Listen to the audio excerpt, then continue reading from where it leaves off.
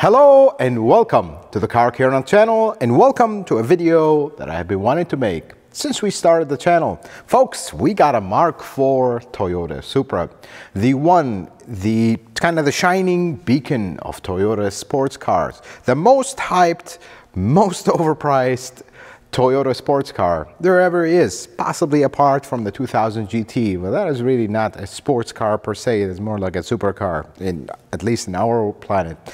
Folks, the Mark IV Supra was groundbreaking for its day, and it was such a change in direction in the Supra lineup that is what probably earned it the name, kind of the holy grail of Supras. But in reality, it is a Toyota from the 90s. And today we have a really stock example that we're going to look at to see what made it special, and then to see if it's really worth the hype and the prices they're commanding these days. We're going to do a proper technical review. We're going to look inside it, outside it, underneath it, and then in the end we'll talk about, is this really worth the hype that it generates and kind of the image that it has or not, right after this.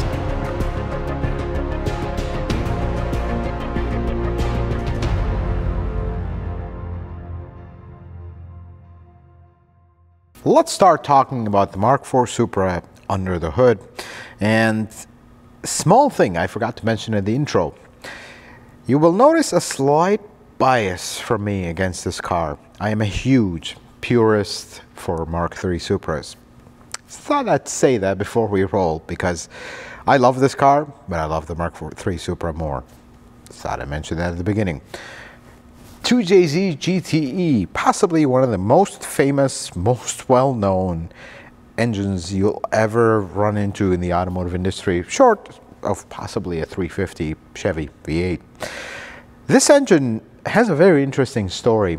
So this engine was not meant to be. Toyota did not start developing this engine because they really want to develop an engine that was very groundbreaking, which it is.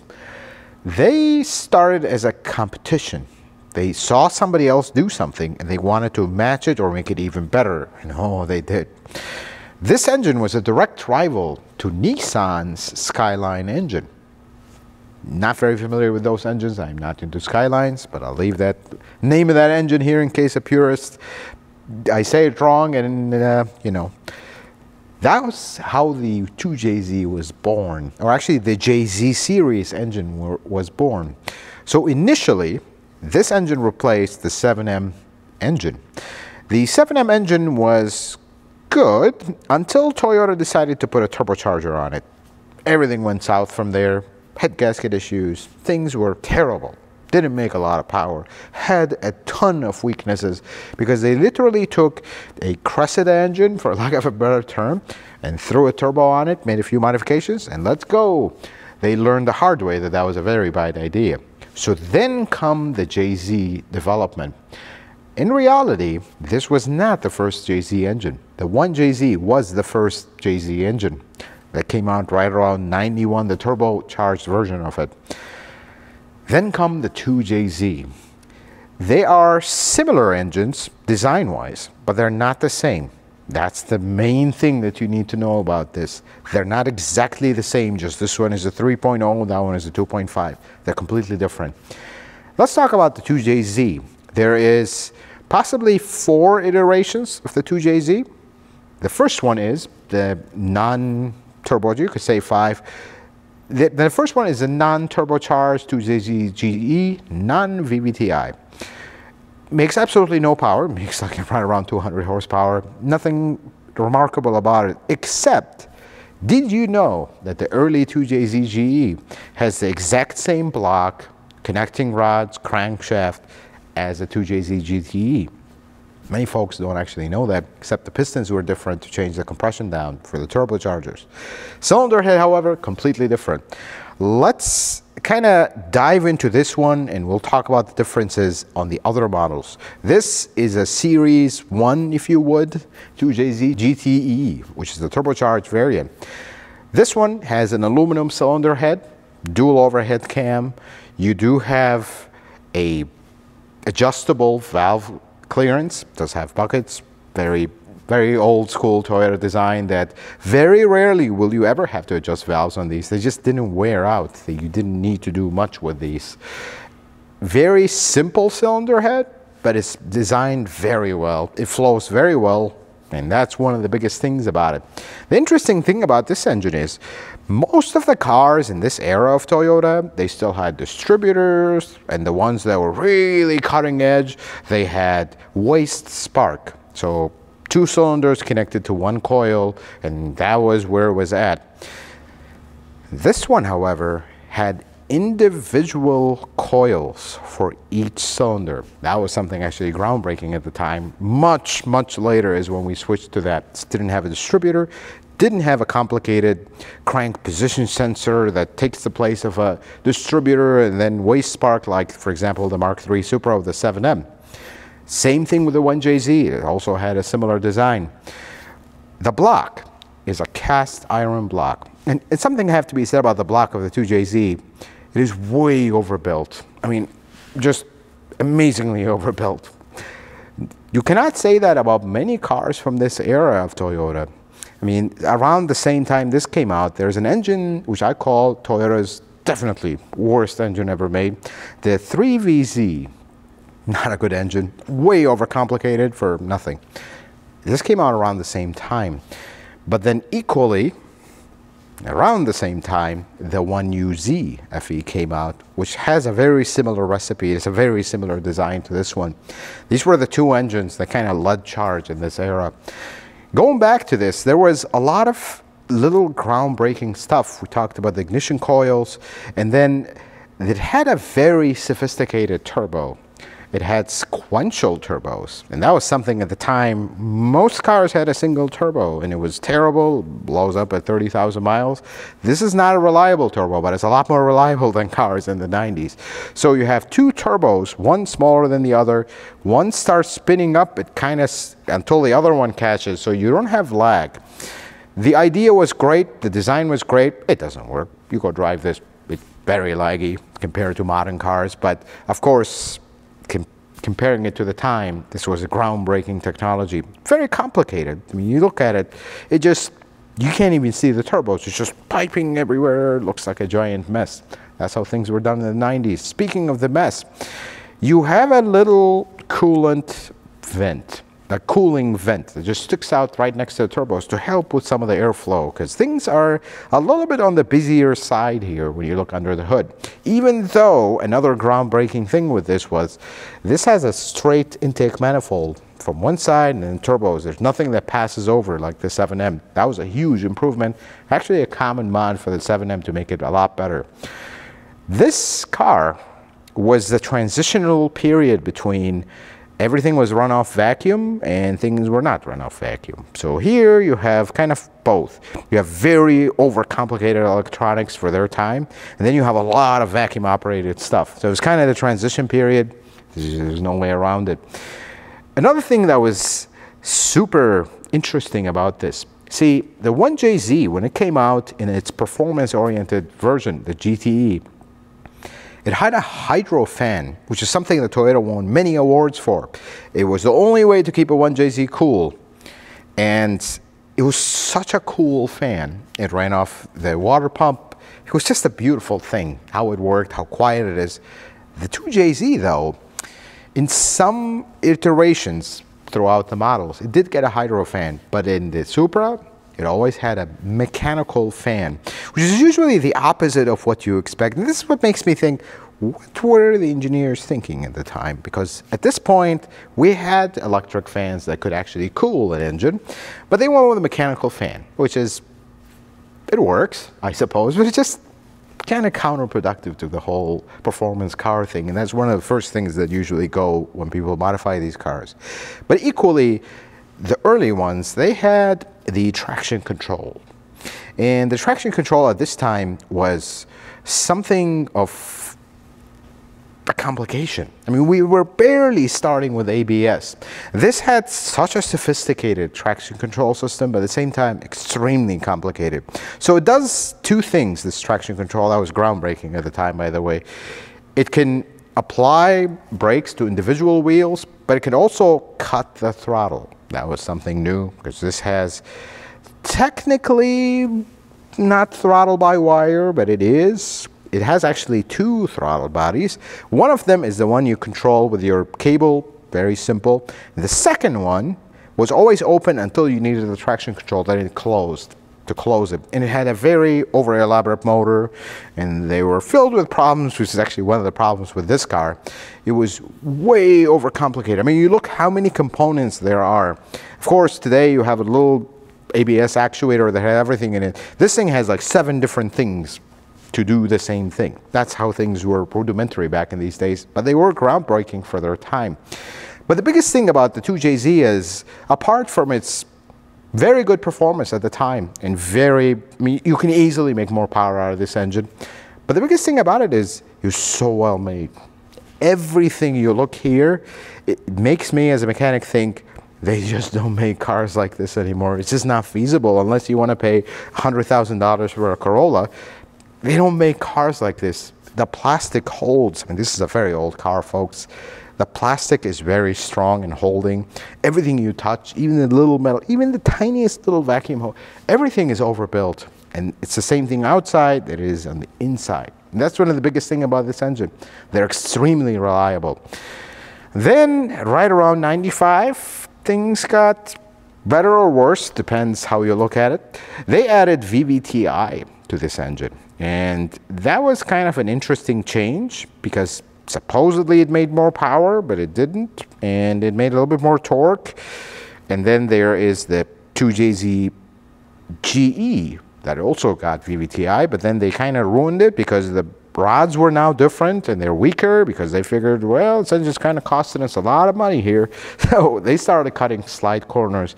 And then at the very, very end of the life of the 2JZ, we had a version that was the 2JZ FSE. Never saw the Supra. It was kind of in the Crown and a few other odds and ends of models. It was kind of the clamped down model for emissions. They were trying to keep this engine going because they didn't sell a lot of these engines. Other than the Supra and like the Lexus IS300, GS300, they don't really have a lot of other cars in the US that had this engine. And most of the other ones had that non-turbocharged version. So this is the only one that in the US that got the turbocharged one. But that's not the case in Japan. A lot of other models got this, and it made more sense. My only question is why we never got those models, because this engine is a really good engine. Even if it's turbocharged, you can put it in anything and it'll work. They didn't for the US model. We only got it in the Supra. Now, one thing about this, going back to the turbos a little bit, this has an external intercooler. That was the thing in the past. But this is where the groundbreaking part comes about. They didn't just put it in the front like the Mark III Supra. They put it to the side. It's a much smaller intercooler, and it worked for what they needed it to. But this is where we're going to kind of see this when we look outside the car. That's where the groundbreaking part is, and underneath it. Let's go look underneath this car, and then we'll talk a little bit, and we'll talk about the outside, because I think the outside is the biggest thing with the Mark IV Supra. Many people actually are not aware of. Let's take a look at the Mark IV Supra underneath. You notice it is completely covered, even the front section. This is usually not a thing with older cars, but this one, again, they really wanted to make it as aerodynamic as possible. So this is all covered up. And by the way, the engine starts like right here. So a lot of it is just the front radiator or whatnot. But before we move forward, I want you to see how they worked the airflow here. You notice you see the intercooler right there. You'll see these openings. I mean, intercooler, it's not going to block the airflow. It's just going to cool and pass through. But then you notice on the backing plate, there's these slats, and then there's this open section. That's to cool the brakes. It's these little tiny things that they do. That was very interesting for the time. Suspension on the Supra is pretty simple by modern standards. One big steel control arm with their struts sitting on it, and then the ball joint integrated into the control arm. And then the upper control arm is all aluminum. It is a double wishbone style control arm, which is pretty interesting. So this car comes from an era where aluminum was not really heavily used in cars, but this does have an aluminum subframe, at least the front section of it, where the engine sits. It's very interesting, and they did that for weight savings. Now this rearward section of the subframe, it is steel, because aluminum is very expensive in these days. Well, it still is to a point. Oil pan is right here. So the 2JZ has multiple configurations, depends on which car it sits in. There's a rear sump, mid sump, and the front sump. If memory serves right, this one is the rear sump. Don't quote me on that, but just by looking at it, this looks like a rear sump orientation. Now, you notice there's little supports. And this is the little stuff that they add to these cars to give them a little bit of their rigidity. They wanted to connect the aluminum part of the subframe to the steel part with these little bars. There's one here, there's one on the other side. Pretty interesting little stuff. Then you notice a relic, which is actually new. We'll talk more about the story of this particular car in the next part of this video. We'll talk about it a little bit towards the end of the video. This is a fuel filter, just sits right here. Again, it's 90s cars. They comes from a different era. We talked about the brakes, but we didn't talk about the caliper. And this is something that changed massively from the Mark III Supra. This is a 4-piston caliper, a fixed caliper. It reminds me, and don't Mark IV Supra owners, do apologize, it reminds me of a 4Runner's caliper. That's basically modified it a little bit, made it a little bit more lightweight, and here we go. It works, why not? The exhaust. It starts here. This is a catalytic converter, and it goes back. Right next to it is the automatic transmission, which is, of course, a dipstick transmission. This is old times. You do have this aluminum brace for where the mount is. And then there is a small relic, and this is the best part of this. You look here at the drive shaft, there is a U-joint here. Pretty cool, pretty basic, works great. But then you follow that drive shaft here, there's a flux disc. Usually it's either or. This one has both, which is very interesting. The brake lines and the fuel lines run on one side of the Supra. They're not coated. So I don't imagine there's a lot of these that are heavily rusted, but this will rust this was a very common thing with 90s Toyotas, even going a little bit into the 2000s. But then we follow this exhaust, which has this very interesting shape, into this catalytic converter, the cleanup cat, which you will see two sensors sitting right here on it. Very interesting location for it. And then the exhaust does something very interesting. So it's a single exhaust because you do have, it's an inline 6. You come out here, it splits into two, and then it comes back into one muffler. There's a lot of theories why this is the case. Well, this pipe is much bigger than one singular pipe here. So one theory says, well, if they would have left one pipe here, it would have been too small. And if they would have put a bigger pipe, it would have to stick down, and then it would affect the aerodynamic of the car. The true reason is unknown, but there is two exhaust pipes that come into one muffler. This is usually the first thing that goes when people modify these. So these are becoming very rare. Just this sight is becoming rare on these cars. There's not a lot of these that are not modified. Now, we look at the rear suspension, also somewhat of a simple suspension. Few arms, reminds me a lot of Lexus suspension, by the way. They use similar designs. Wishbone at the top, control arm, aluminum. At the bottom, everything is steel, few arms, very simple. You notice the axle is very large. And this was one of the things that you will not have a lot of issues with the axles with these cars because they were really well built, and including this massive behemoth of a differential. It is a very large differential, very capable, very reliable. Even if you modify this, it's just still a capable differential. I really like this differential. It's just, yeah, they don't do things like that anymore. If we go look at the very back, is the fuel tank. Folks, this is a car from the 90s. Safety regulations were completely different. They used to put the fuel tank like kind of behind the subframe. In modern cars, you're going to notice they started moving them in the front for obvious reasons. You get in an accident, this is the first thing that gets hit. So they got wiser and they started moving them in the front. Very interesting car. And if you notice, look here, we always go at newer cars how they're wide open. Notice that this is all closed off. Same thing on this side. It's all closed up. Not fully, but there's something to close it up and not have all kinds of debris collect there. What a beautiful car. And you look at the little stuff. Look at this sway bar in the back. It's actually a pretty large sway bar. I mean, even though it's a sports car, but they didn't put huge sway bars like this in cars.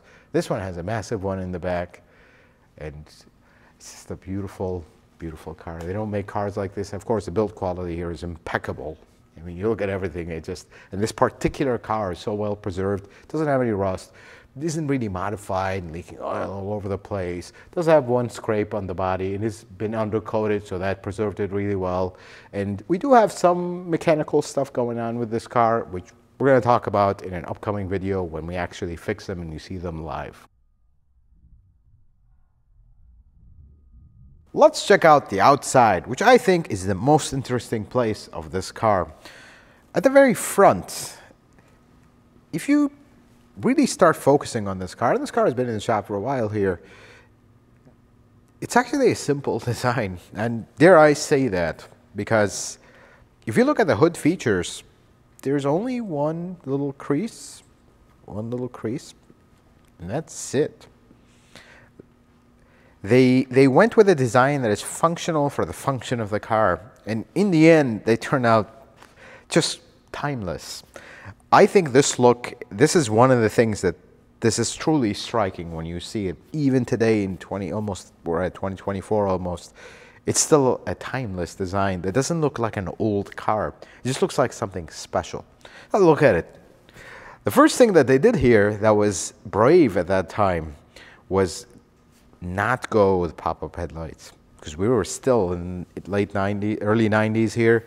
We were still with pop-up headlights, and they went with this light, which is a very interesting design, that it has these two things, which are actually projectors. That was something not very common at the time. And the interesting thing is, this is not glass. It's actually plastic. That was not common at the time. Most cars in this time, they were very proud that it's a glass headlight. These were plastic. And for reasons, maybe they were experimenting, but what makes more sense is they were trying to save some weight. These glass headlights are very heavy. But something very interesting about the Mark IV, at least from my humble observation, this is wide open. The later ones had a little bit of a design, but these are just wide open. See everything, see the fan, see some of the coolers, you see the condenser. It's just wide open. And the other interesting thing is, it almost feels like the turn signals were an afterthought, because they're there, but they feel like they were added on last minute. This is one of the vents, and this is the vent for the intercooler. You can clearly see the intercooler right behind it. This is where the intercooler is to one side versus being in the front. And then on this side is just a brake vent. And that's the interesting part about it. So for the US market, we have to have the side markers over here. So there's one in the front, one in the back. That's the interesting thing. There's a lot of braveness when they came out with this. And I just looking at it today, it's interesting. You notice there's no body side molding. That was a must in the 90s. That was the coolest thing of the designs. This one has a clean side. There's nothing going. I mean, it took probably almost 20 years for that to start fading away with cars, and here it is. This car was so futuristic for its time, and you start seeing things that popped up much later in it, like this. Now we see cars with no side moldings. Then the wheels. Did you know an interesting fact on these wheels? These are 17-inch wheels. They are staggered, so the front are smaller than the back. But did you know something? This center cap was actually used in a lot of Toyota models, and it's exactly the same cap. That's why, don't quote me on this, but I think you can still get these new from the dealership. It's pretty interesting. It was shared with the Mark III Supra the last 2 years. It was shared with like a Camry or some other models. It's exactly the same cap, because why not? That's the interesting thing. Then the mirror. Most people look at this mirror and, well, it's just a mirror. Sure, it's cool, small, it's a mirror. What's so special about it? Actually, a lot is special about it. This was, as far as I remember, one of the very first cars from Toyota that has a mirror that was mounted on the door, not on the pillar right here. And this makes a huge deal. And if you look at newer cars now, they're starting to do this for aerodynamics. That was the main thing with this car. Aerodynamics, because you don't have this basically an air brake. You have a little bit of two ways where the air can go through, and hence the mirror. It's a tiny little mirror. They didn't put a giant mirror, even though that was a thing in the 90s. That was very brave, because you don't see actually a lot of cars from this era that has a mirror like that. Equally, the handle, there's a one-off handle. Not a single other Toyota has a handle like this. That's why if you have a Mark IV Supra, and if this handle is broken, they actually started reproducing them through the Gazoo Racing Heritage Parts website. They actually started producing these. Very expensive, but they're one-off. And again, aerodynamics. The reason cars later switched to this design was aerodynamics. Here it is. Then we look at this vent. Now, many will argue this part, so I'm just going to say my opinion and run. This is actually an aerodynamic duct, not really a brake duct, because that just hits the tire and doesn't do anything. So that's what the book says. If you disagree, that's okay. Then we go to the back, and there's something interesting about this car, which we're going to talk about. Here's that other side marker. And you notice the bubble here. There's a slight bubble that actually, it's not really a bubble out, but because it comes in here, that's what gives it that bubble look. It's a very interesting shape and a very brave one for the 90s car. Another thing that we skipped over was this shape of the glass, which later you will see in the Mark V Supra, almost trying to duplicate that, because that was an unmistakable kind of Supra look, that shape of glass. Then we look at the back. There's a lot in the back, that little stuff that not many notice. The first thing is, this was the first time that Supra was written out in its own very special font that made it kind of the iconic look, and even carried on to the Mark V, the BMW Supra. Then the taillights. Now, they were potentially trying to copy a Skyline because it has the two round things. But they actually started something that appeared much later in the automotive industry. Right around beginning of 2000s, circles in taillights was becoming a thing. It quickly died out because it just looks horrible. This looks very nice. The truth have to be said, these taillights are way ahead of their time, because you have a clear lens with actual circles that are colored inside. And that is something you see in modern cars today. That's why this car looks so good. And to me, I don't think this looks the best. I like actually the one with the wing. It's probably the only wing that I will like on a car. This is a wingless car, which is a whole different conversation. See, the owner of this car actually asked me, why is this car wingless and why doesn't that not say turbo? Because these did do that. So I'm going to leave it up to you, if you know about this. From my research, very few of them, there's two kind of sources of research. Some old Toyota employees that are long retired, but I was able to talk to them about this for the owner. One source said that most of these wings were installed at the dealership. That is not the case, because I actually know a few technicians that were around when these were new, and that was not the case. Normally, the non-turbo model, most of the non-turbo models, not all of them, they did not come with the wing, and there was an option to add. But the ones that were turbo, majority of them had the wing, but a few didn't. The second opinion was, it is extremely rare to have a turbo without a wing. It was kind of not a special order, but very few came like that as a test for the market if the people like it. Nobody did, and there was actually very few of them. Conflicting opinions, I guess, but if you know something concrete, please feel free to help us figure this one out, because it says nothing in the build sheet of it about a wing or a wing delete or wing being an option. I investigated a little bit. There was not really a concrete answer on this, but this one does not have the wing. It does not say turbo, but it is an original turbo automatic from '94. And the last thing we're going to look at is a dying relic from the 90s. The antenna that comes up and down when you turn on the radio. Car wash not friendly, let's put it this way. Let's take a look at the inside of the Mark IV Supra, which is truly special. That have to be said. So cars in this era, they had a little bit of a cockpit look. Mark III Supra did as well, but it was more of a boxy cockpit design. This one took things to the next level. Literally, the passenger is just there so you can haul them to your next destination. Everything is about the driver here. You notice this is like a little cockpit that is even turned towards the driver where the passenger can't even barely see them. This particular one is an automatic. It's a 4-speed automatic. Another one is the 6-speed V160 Getrag transmission. Beautiful transmission.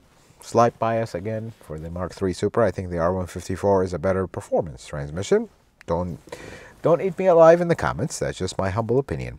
Now, something very cool about this kind of cockpit feel, it continues on the door. So when you open the door, there's a very interesting shape on the door because they really went all out to make this a full cockpit.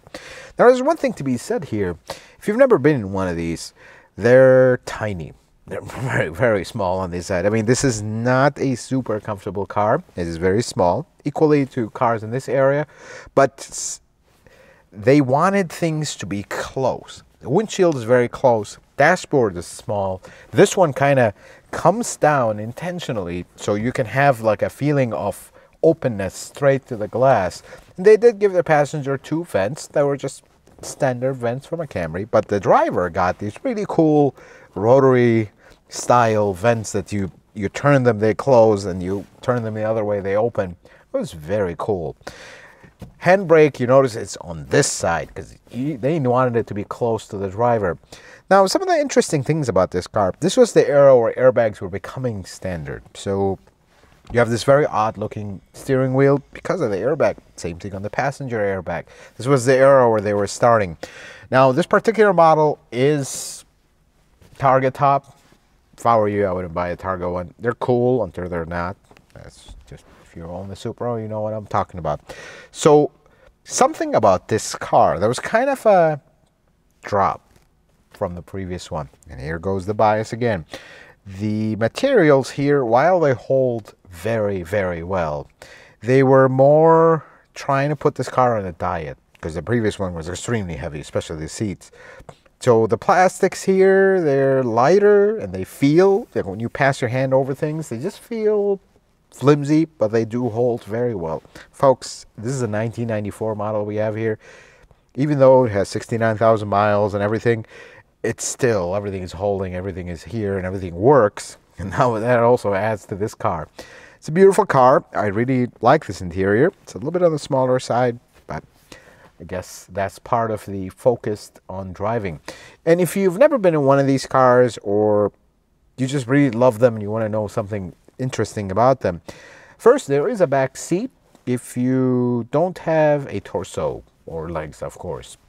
There's absolutely not a usable back seat.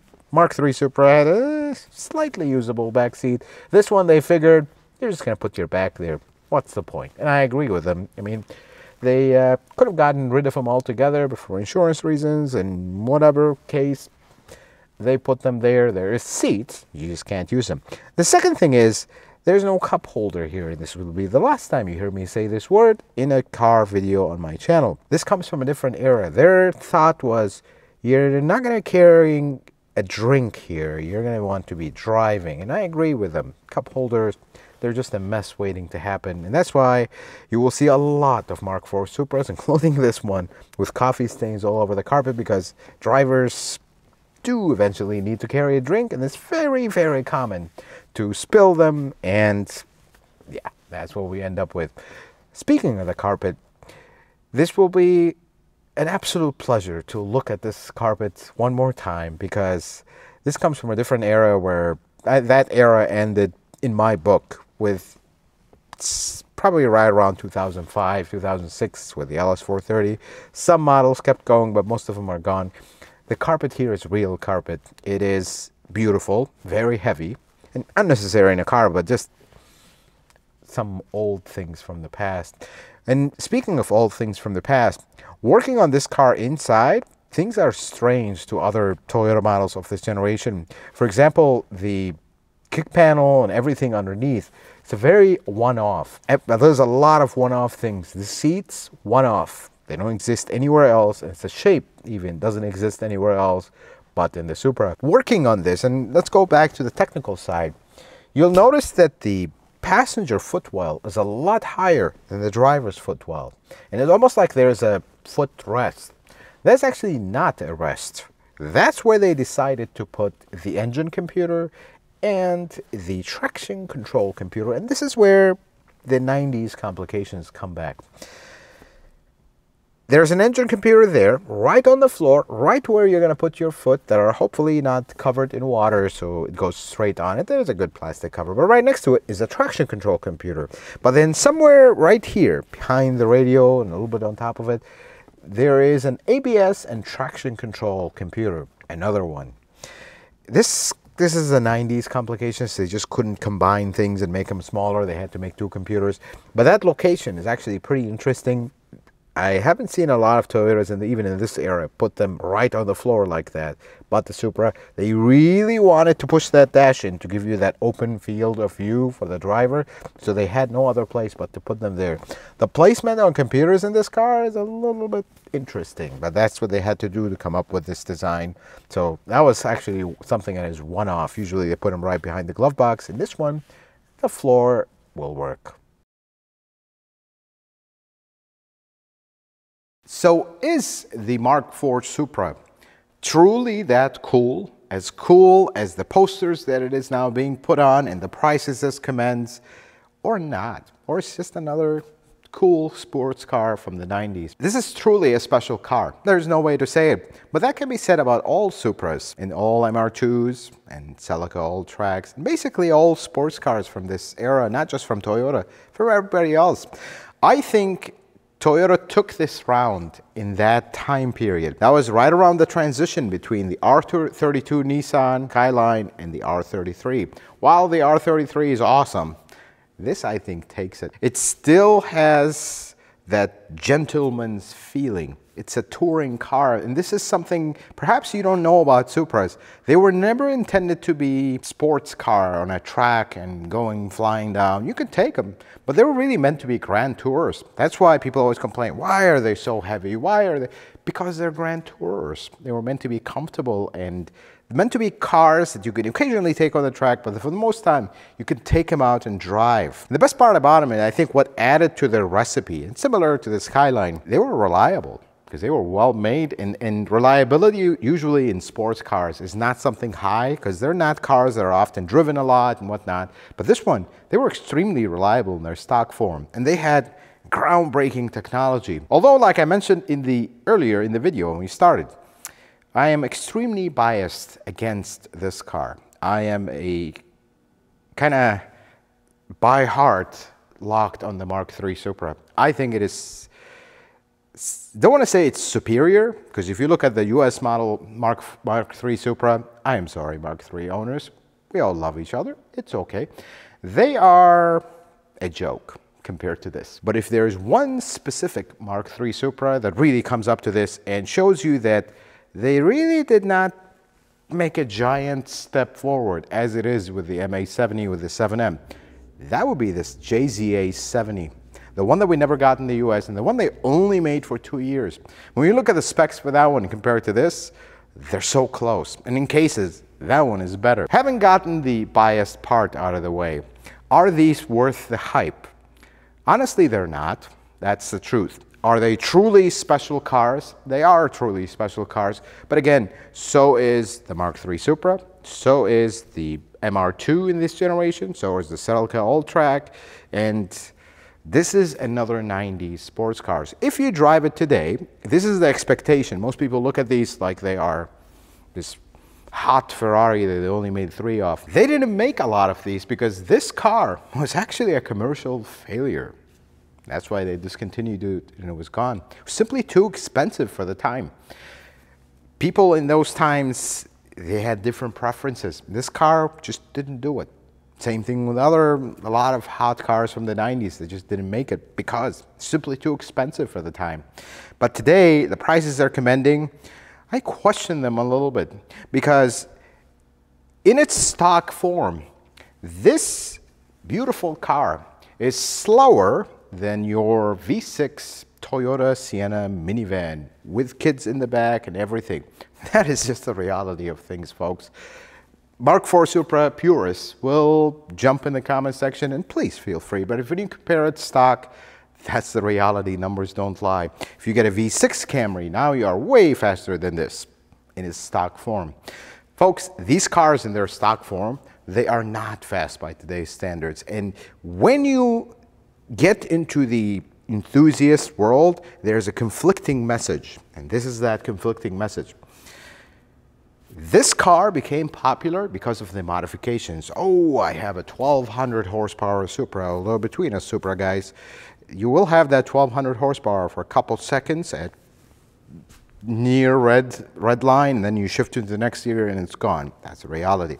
However, these are popular because they are modified, and you could really modify them and get a lot of power without really doing a lot until you get to the really high power numbers. But at the same time, the minute you do that, you depreciated the car. And people want them in their stock form, but the stock form is not as impressive as you think. I recommend to you, if you really love this car, don't drive one, because then you will realize that it is another Toyota from the 90s. It is truly special and epic in every way, but in the modern times, it will not impress you. That's the truth. That's the thing about these cars. And if you own one, please don't modify it, because once you modify these cars, and I work on these cars, and this is an example of that, there's no original parts. You'll find everything aftermarket, but there's no original parts. So if you want to preserve one original, it's very difficult. And if you do modifications, don't get carried away, and whatever original parts you remove from it, save them safely, because there will be a day you will be sorry if you lose these parts, and come time to sell it, and all of a sudden it's a lot less than you anticipated because it's not original. People want these original. The later years, they're a little bit more desirable, but at this point, any year like this one, 69,000 miles, the right color, wrong transmission, but that can easily be changed to a manual transmission, and preserving the originality of everything in case you need to go back. Folks, I told you I was going to be biased in this video. I still take me a JZA70 Mark III Supra any day over this. They are cheaper, they are the same performance level, if not a little bit more. I like the R154 more than the manual transmission in these. And overall, it's a nicer car to drive, to live with. Perhaps a little bit heavier than this, but this is by no means a lightweight champion. This is a very heavy car. As a sports car, it's still very heavy. You can make a lot of power from this 2JZ, but so does the 1JZ, which is in a way similar to this.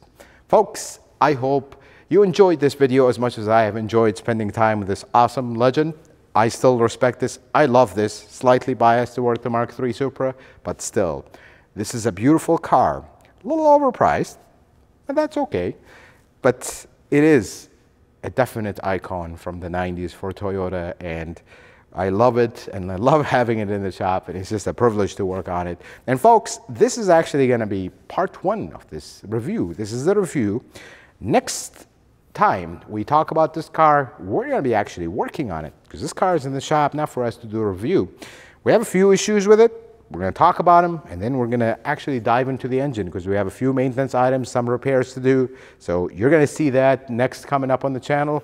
Folks, I hope this video was helpful and informative. I hope you learned something new. If you like it, consider giving it a thumbs up. If you're not a subscriber, consider subscribing to the channel. Check out some other videos. Until the next video, folks, may the Lord bless you and keep you, and you have yourself a wonderful day.